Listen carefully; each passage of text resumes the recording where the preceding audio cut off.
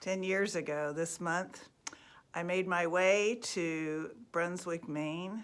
It was my first time to be in Maine in my life. The vestry of St. Paul's, Brunswick, Maine, called me for an interview for the rector position in this parish. Terry Leitzel was the senior warden, and he arranged for my airfare, rental car, and lodging for that time. It was a couple of days of interviews. I stayed at the Brunswick Inn, the Eileen and Jim Horner Inn that now is 165 Park Row. I had wonderful conversations with members of the vestry over meals. My interview that evening was inspiring, energetic, loving even. I discovered from this parish that first time with you, that this is a generous, inspiring, faithful, loving, outreaching congregation. And I too was inspired. I learned through that interview that St. Paul's is a place for multiple 12-step groups that meet not only once a week, but every single day of the week. And I remember one of the vestry members said, and yes, they have their own key.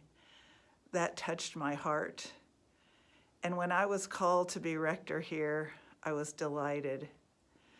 My last day at Grace Plainfield was October 4th, and I started packing and making my way to Brunswick, Maine as your rector. I have been discerning and praying these last few years.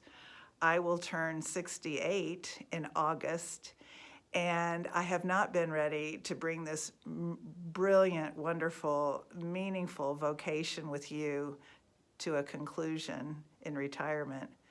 But in the last weeks, I've been in conversation with Bishop Brown and the wardens and clergy, and realized that this year, the 10th year, is my last year, and I'll be retiring October 1st of 2023.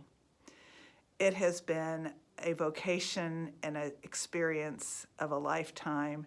You exceeded what all the beautiful things you said in your profile that drew me to you. You have exceeded that immensely, and I've been so privileged to serve with you and love you.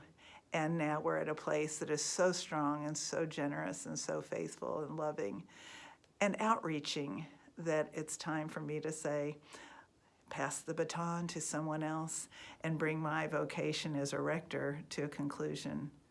I want to thank you from the bottom of my heart, from the depth of love. And I thank you, and I wish you and pray for you all the best God can give. Blessings, one and all.